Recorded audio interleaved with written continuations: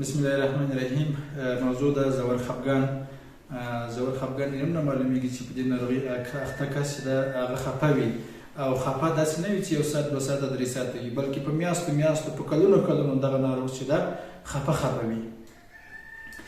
د دې ناروغۍ واقعیت په ټوله نړۍ کې شته، ولې واقعیت بیا بالخصوص په افغانستان کې نورو نړۍ څخه اضافه دي او علت یې همدغه ده چې په افغانستان کې زموږ تاسې ژوند چې ده که هغه په کور داخل کې ده، د کور نه بهر ده، ټولنیز ژوند ده، دا په معیار برابر نه ده. دلته ناخوالې زیات دي، جګړه زیاته ده، غریبي زیاته ده، اقتصادي ستونزې زیاتې دي، مشکلات بیخي ډېر دي.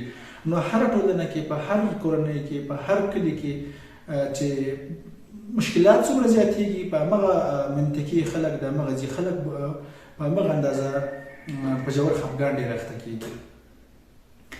د ژور خفګان باندې د اخته کېدو یو علت چې دغه حیثیت ده، یعنې که چېرته مور پلار ترونه ترندې ماماګان دا په ډپریشن اخته وي، نو راتلونکي نسلونه هم په ډپریشن باندې اخته کېږي.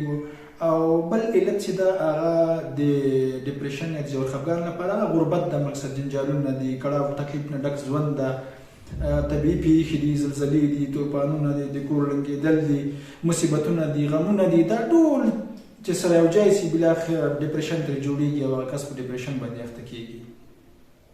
په ډپریشن اخته کس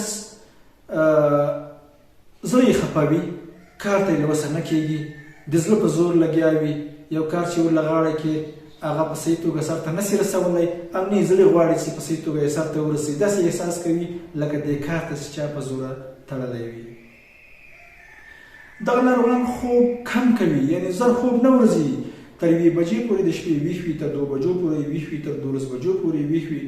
او بعضې ناروغان چې دې خوب کوي صحیح ده، په خپل ټیم خوب ورځي، ولې د ملا اذان نه مخکې دوی راویښېږي. دا هم بیا د ډپریشن نښه ده. د ډپریشن یا د ژور خفګان ناروغان اشتها کمه لري، ډوډۍ کمه خوري، اشتها یې بنده وي. دغه ناروغان په بدن کې انرژي نه لري، خسته وي، ستومانه وي، ستړي وي، همیشه دوی شکایت کوي چې مقصد دی ما بدن ضعیفه ده، کمزوری ده. او دغه ناروغان ځینې ناروغان چې دي هغه بیا خوب ډېر کوي، یعنې همیشه دوی وایي چې ویده وایي، خوب یې پوره وي، خو چې راویښ سي 1 ساعت 2 ساعته وروسته بیا د دې احساس کوي چې بیا ویده سوی وای.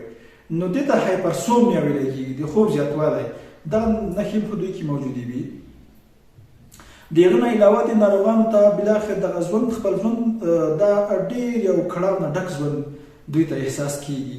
بالاخره مجبورېږي دوی په دې باندې اقرار کوي چې د دې ژوند نه یاره مرګ ښه ده، او بالاخره دوی د ځان وژنې کوشش کوي او اکثره د ځان په وژلو کې کامیابېږي هم. او که چېرته د ځان وژنې کوشش ونه کړي، په معدله توګه دوی بیا په نشهیي موادو باندې اخته کېږي، مقصد چرس، پوډر، افین، داسې نور مواد چې دي هغه بیا دوی څه کوي یا یې کوي دغه عمل. دغه ناروغان د ډپریشن چې دي د ټولنې نه ګوښه کېږي، ځان ته خوشحاله وي، د چا سره په جمع مجلس کې دومره نه خوشحالېږي، ښه او بدې ته نه ځي، په پروګرامونو کې برخه نه اخلي، طبیعت یې بند وي، په سر یې بوج وي. بعضې وخت کې دغه مریضان داسې احساس کوي لکه چې تکلیف په معده کې وي، په هضمي سیستم کې وي. دوی وایي چې معده مې ګیس کوي، پړسېږي، ماړۍ چې راوخورم راباندې بوج شي، او معده مې ګیس کوي، ګیس مې سر ته خیځي. په حقیقت کې د معدې ګیس سر ته نه خیځېږي.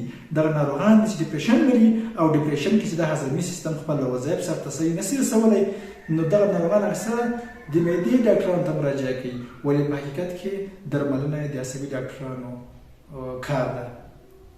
د ناروغان ته که چېرته د اعصابو درمل ورکړی شي، د ډپریشن د ژور خفګان نښې هم ختمېږي، د معدې ګیس، د کولمو ګیس، قبضیت مسله دا هم ښه کېږي. د دې ناروغانو درملنه کې مختلف درمل شامل دي. که درته ووایم چې د 100 نه زیات ډپریشن درمل شته، خو په چا کوم ښه لګېږي دا معلومات مخکې نه کېږي. ځینو کسانو باندې زاړه انټي ډپریسنټ ښه تاثیر لري، ځینو باندې دا اوس چې ډپریشن کوم درمل جوړ شوي دي دا اوس وخت کې اختراع شوي دي دا ښه لګېږي. خو عموما چې زیات زموږ تاسې په ټولنه کې توصیه کېږي مریضانو ته هغه درمل چې دي فلوکسیټین دي، اسټالوپرام دي، پاروکسیټین دي، ډلوکسیټین دي، وینالپکسین دي، ډیسوینالپکسین دي. دغه درمل تجویز زیات ترسره کېږي. کله چې ناروغ ته درمل توصیه کېږي باید 6 میاشتې کورس مکمل کړي، بعد د 6 میاشتو درمل په تدریجي ډول باندې پرېښودلی کېږي. که چېرته مریض کوو بیا نه شروع کېږي، او که مریض که نه وو مریض ته باید 2 کاله ډپریشن دوا باید بیا ورکړی شي، 2 کاله بعد بېرته بیا په تدریجي ډول درملنه یا دوا قطع کېږي، که مریض که نه خوړی کېږي، که مریض که نه په دې صورت کې به ټول عمر مریض بیا دوا خوري د ډپریشن، بیا دا ښه نه لري. او اکثره وخت هغه ډپریشن چې نښه کېږي د هغه علت هم ارثیت وي، یعنې هغه ډپریشن چې هغه علت ارثیت وي هغه ډپریشن ټول عمر موجود وي.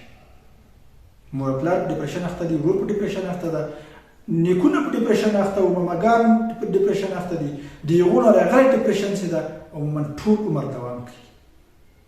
یو خو موقتي ډپریشن وي، چا سره یو غمجنه پېښه وشي، یو کور یې ویجاړ شو، وظیفه یې د لاسه ورکړه، خپلوان یې نږدې مړه شول، هم موقتي ډپریشن نه معنا یو وخته پورې وي، که درملنه وشي دا مریض ښه کېږي، ټول عمر نه پاتې کېږي، خو ارثي ډپریشن ټول عمر پاتې کېږي. د دې ناروغانو ته کله چې درمل توصیه کېږي عموما په 100 ورځو کې نتیجه معلومیږي چې دوی بیا ښه کېږي یا به هېڅ تاثیر نه ورسره کوي. که چېرته ناروغان د ښه والي طرف ته لاړ بیا دوا جاري ساتي، او که چېرته په 100 ورځو کې کوم مثبت تاثیر ونه لري ډاکټر یا دوا بدلوي یا ملیګرام اضافه کوي یا د دوا سره نوره دوا یوځای کوي. هر هغه څوک چې ډپریشن لري په خپل سر دوا مه خورئ، مخکې د دې چې تاسې ناروغي تشخیص شي سوي نه وي د ډاکټر سره مراجعه وکړئ تر څو تاسې ناروغي تشخیص شي. تشخیص نه وروسته باید تاسې د ډپریشن مطابق درمل وخورئ، ځکه بعضې داسې ناروغي هم شته چې هغه ډپریشن په رقم لوحه رامنځته کوي خو خپله ډپریشن نه وي. مثلا هایپرتایرویډیزم، هایپرتایرویډیزم دا داسې ناروغي دي چې لوحه یې د ډپریشن په ډول وي، خو که چېرته ډپریشن دوا خورئ بیا د مرض نښه کېږي، ځکه چې سترشا یو بل مرض ده چې هغه لوحه د ډپریشن رامنځته کړي، نو اول به هغه ناروغي تداوي کېږي، د ډپریشن لوحه خپله ښه کېږي. نو ښه خبره ده چې ډاکټر ته ورشئ تر څو تاسې د ناروغۍ تشخیص وکړي. که چېرته ډپریشن دوا یې وخورئ په خپل ټایم یې وخورئ، تر خپل وخته پورې یې وخورئ او د ډاکټر د مشورې مطابق یې وخورئ. مننه، خیر اوسئ.